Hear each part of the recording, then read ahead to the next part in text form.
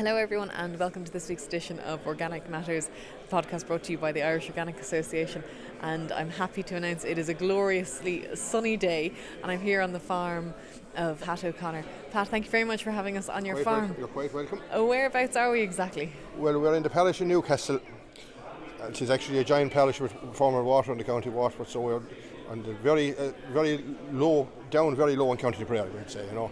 And did you put in a special order for the sunshine? No, we normally get sun here, but after having a lot of very dry weather. And I guess people can probably hear in the background you're very kindly hosting a farm walk here and we're about to kick off.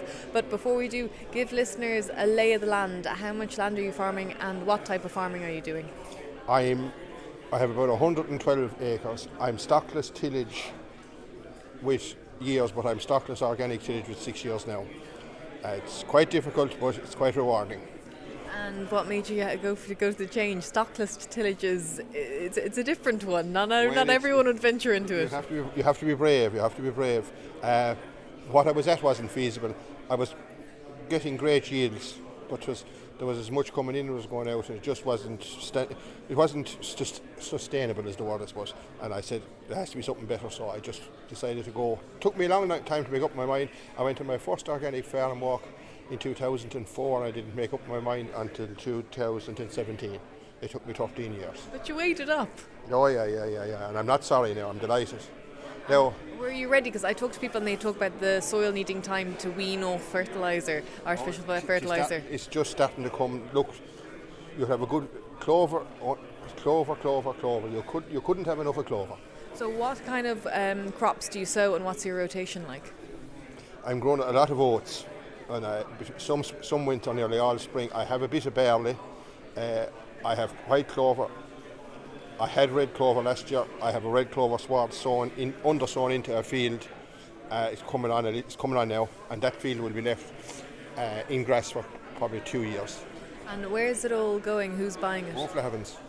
Down the road, 100 kilometres round trip with a load of oats. And is it paying to keep you in good health? Oh, it's no worse than what I was at before. That's the way I'll say it now. There's a brightness in your eye when you say that. I'd say it's definitely better. Well, it's no worse. And I guess, look, there's a lot of people out there maybe weighing up the organic scheme and going into it. What's been the biggest learning curve for you, or if you could go back in time, what would be the bit of advice you could give yourself? Well, if a crop goes against you, it's gone against you until the following year, whereas my conventional brothers, as we'll call them, they have a bottle and they have a bag. I have nothing until the following year. If it goes wrong, it's gone. So planning. Yeah, well, just you could, if you got bad weather or anything. I mean, I had crops out there now that the drought really affected them, and if I could have got a bit of nitrogen on them there a week ago, or 2 weeks ago, 3 weeks ago, it would have helped an awful lot, but we didn't get it. And is there any rescue remedy? Have you found anything? No, okay, shake of the head there. So what can you do? Is it just diligent rotation planning? And you want plough now. I'm ploughing, and I'd be very particular. The ploughing has to be done well, and till it well, and make sure the ground conditions are 100%. They have to be 101% the day you're set, because you only get one chance. Now, are you spring planting or autumn planting? A bit of nearly all spring, but a little bit of winter. Okay. And in terms of ploughing, are you talking about a plough depth? Do you have your plough at a certain depth? No more than 6 inches. No more than 6 inches? No more than 6 inches, as light as we can go. Now, it's very hard to do that with the modern ploughs, but we're nearly perfecting it. And by we, are you in constant conversation with the contractor, or are you doing it yourself? I do that myself. Oh, gee, anyway, I do that myself.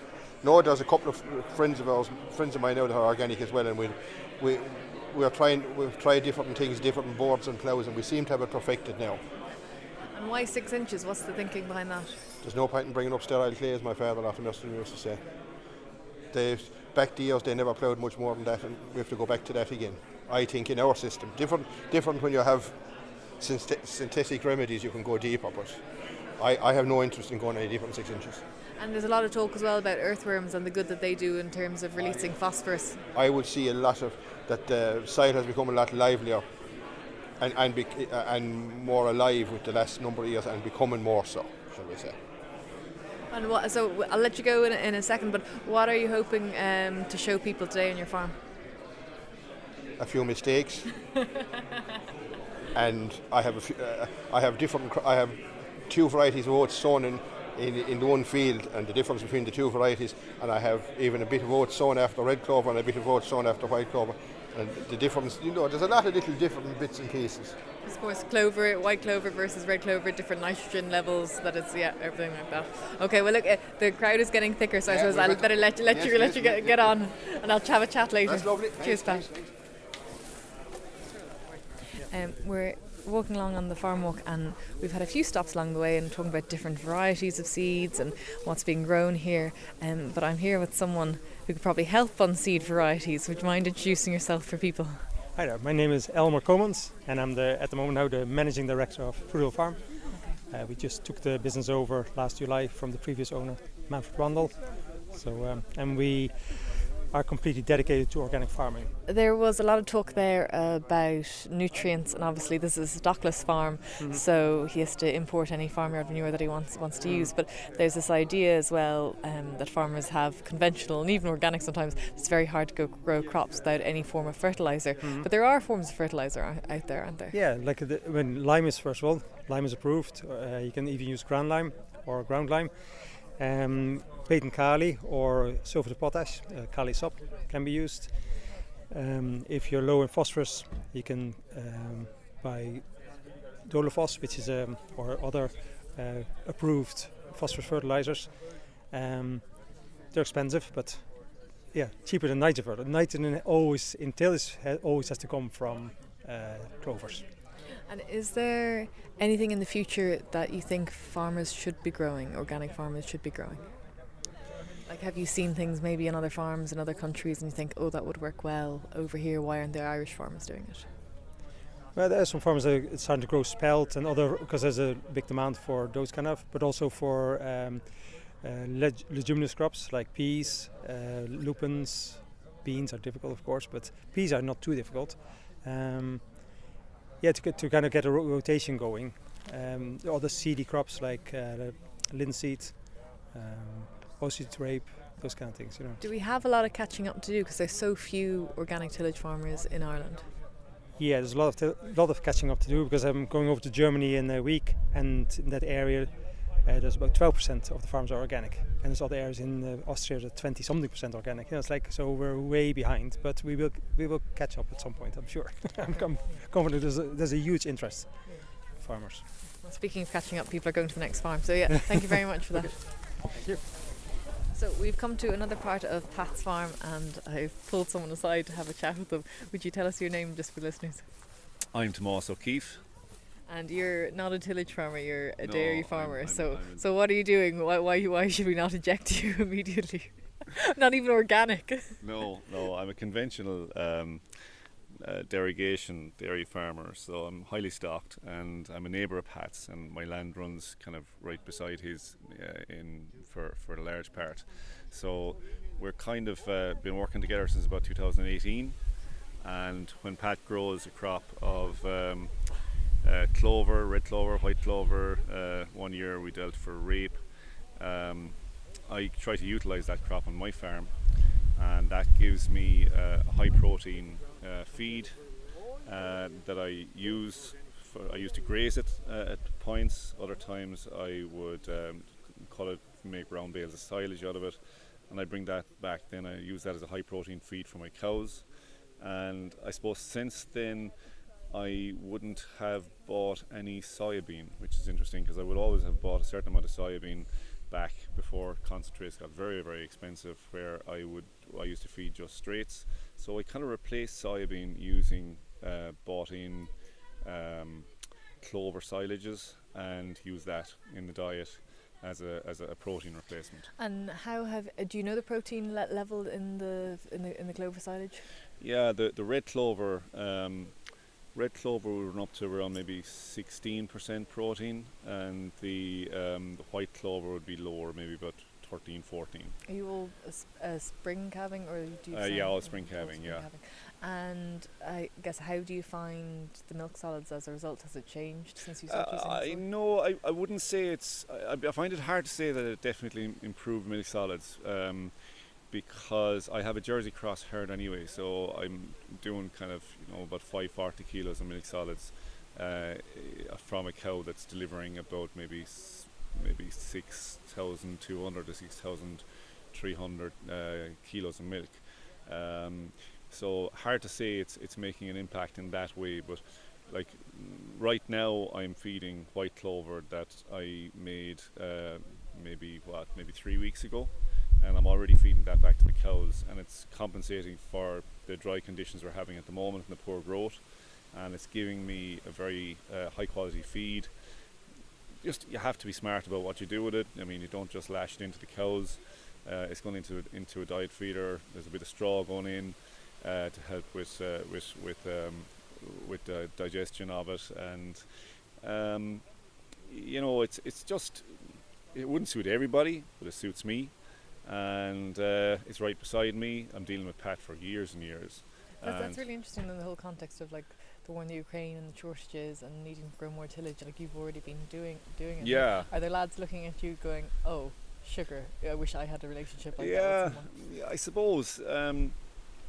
I suppose there wasn't too many other dairy farmers at the time who would have seen it as, would have taken it on in 2018 when I started dealing with Pat, because I remember the first crop of clover I went into, it was totally new to me to see a crop of organic clover. There was great bulk of clover there, but it was also, there was weeds and things that were coming up through it, and I fenced it off that year. There was a 20-acre field, and I made a pen right in the centre and made four quarters going all the way around. And in the pen in the centre, I put troughs, and I brought over all of my heifers over there once they were in calf, and I started to strip graze them in this, and I set it up in such a way that when they were being strip grazed, they always had access to the pen in the centre. And in the pen in the centre, then every day I fed them pelleted straw. It's a product called NIS, right? Nutrient enriched straw, and that was my insurance against bloat. Yeah. Right, and while I'm sure I had neighbours looking over the ditch saying I was absolutely nuts, right? Because I put a lot of effort into fencing this field and what have you, and I did it as cheaply as I could. But then remember, 2018 was the worst drought that we've come across, and it was the best move I made that year, because I was able to offload all my heifers and keep them there for the whole summer, which was huge saving on grass at home. And so ever since then, there's always been some little bit of trade with me, and Pat always got back either livestock to recycle nutrients on site, or else he got back slurry. And now, like with low emission slurry, the field now here that we just took the clover off of, that's due to get slurry again. I got it already in the spring, but like now with low emission slurry application and putting it out at the right time, Pat's sure like that he's getting back nitrogen as well, and that it's not just kind of volatilize. And so look, it's give and take, but it's a little bit of a symbiosis that works, I think, for both of us. Yeah, it sounds like it's working as well. Yeah. Thank you. Okay, we'll get back to the main crowd. Thank Grant, you. okay. So we're still on the other farm that Pat has, but one of the speakers here is a soil specialist, John Geraghty. John, you spoke kind of very passionately there about NPK, and how I think the words you used were that farmers have been brainwashed to just focus on NPK. Just what did you mean by that? Well, it's not just farmers. I think young professionals that are trained in formal education, the focus has largely been on three major nutrients to the exclusion of other ones that can be even more important when it comes to nutrient cycling and recycling, particularly for crop production and even for forage production. So I think there needs to be a greater balance, because even NPK, they don't work very well if some of the other nutrients aren't balanced in the soil. So we need to get back to that balance. Give me an example there, because say, I went to ag college and I was essentially trained, do use lime, check your pH levels, make sure that they're at like 6.5. But I mean, for growing certain crops, they do need to be lower or higher as well. So say, what kind of crops would you need kind of a lower pH level for? Well, for example, it's the versatility of different crops. So, for example, oats, even potatoes, they can do very well at lower pH compared with your grass type crops. So oats is a cereal. It doesn't really behave like a cereal to the same extent. It actually reduces fusarium levels in the soil. So it's a very clean crop to actually introduce into crop rotations. And because really the point that you're getting at is education, that farmers need to be educated, but the advisors need to be educated, because what you're saying is that to be an organic farmer you need to be on the ball the whole time. You do. I mean, you need to be more on the ball, and I wouldn't say it's education. It's knowledge. It's knowledge. I'm not really talking about formal education. And an event like we have here this evening, there's a sharing of experience. There's a sharing of knowledge, and I think that's enormously beneficial. And farmers are more at home, learning from other farmers as well. So it behoves the rest of us that are maybe, so-called professionals in these areas to facilitate that process rather than drive it. The knowledge bit is really interesting, and even say something I didn't think of was you were talking about clover. So we're talking about rotations, and obviously clover is nitrogen fixation, but you were talking about how when you sow clover at a certain time of year, it still takes a certain period for the nitrogen fixation to actually kick in, and people might not realise that. Say we have the clover scheme that the government have brought in now. So what were you saying about clover? Well, it's all legumes actually, all of the legume family. They do best when soil temperatures rise, we'll say above 6 degrees, and ideally up into double digits, and that really only happens in the Irish context. It only happens in late March, even into April, and we've had some cold springs, but people ideally, yes, I mean, legumes, they do fix nitrogen, but in actual fact they fix nitrogen during the main growing season, and the beauty of, we'll say, forage mixes and having grasses mixed with legumes is grasses do better in the lower temperatures, like cocksfoot, like timothy, even ryegrass. They actually do that bit better, so you can have balanced production if you have these mixed species in your swards. There were a couple of things there that were brought up, say in Thames, for example. If you were in the straw incorporation scheme, you could get certain machinery under Thames, but then you couldn't get other certain machinery because if you were stockless you couldn't get it. Other things, I think you brought up knowledge transfer scheme as well, and we had to have Jack Nolan here from the Department of Agriculture, who's the head of organics, and it's great to see him taking all of this on board. But has there been elements that have been overlooked, do you think, and need to be addressed for organic farmers? I don't know, have they been overlooked? You see, 2% of the land area is under organic in Ireland, so it's not a very strong lobby group, okay? And even in terms of representation, it wouldn't have the same degree of representation even within the farmer organisations in terms of pushing through different aspects and items and issues. I think a major benefit now is the setting up of a separate organic division, and Jack is, he's fully committed, and he's already brought in significant changes, and you can see from his reaction there this evening as well, he's very open-minded and he's open to taking new information on board, and they are actually working at improving the inclusion of organic producers in some of these different schemes. You mentioned knowledge transfer, and that seems to be a big part of what you want to do, kind of exchange knowledge essentially. So what would you like to see in the next knowledge transfer scheme when it comes in the next CAP? I think previously, the knowledge transfer scheme was more focused on conventional farmers, and that's fine. It has to be done in that regard. But, for organic, and specifically for organic groups, be they for livestock groups, be they for crop production groups, there needs to be more of an organic focus in terms of there are certain tasks that you have to complete with participants in the knowledge transfer scheme.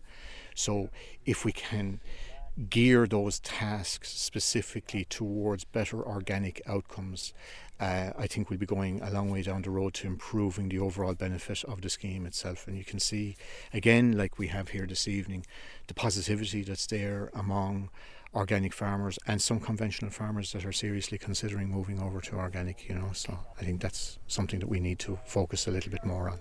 Okay, John, thank you very much, and thank you for everyone listening as well. So you've been listening to the Organic Matters podcast, brought to you by the Irish Organic Association, and for more information you can visit www.iorganic.ie.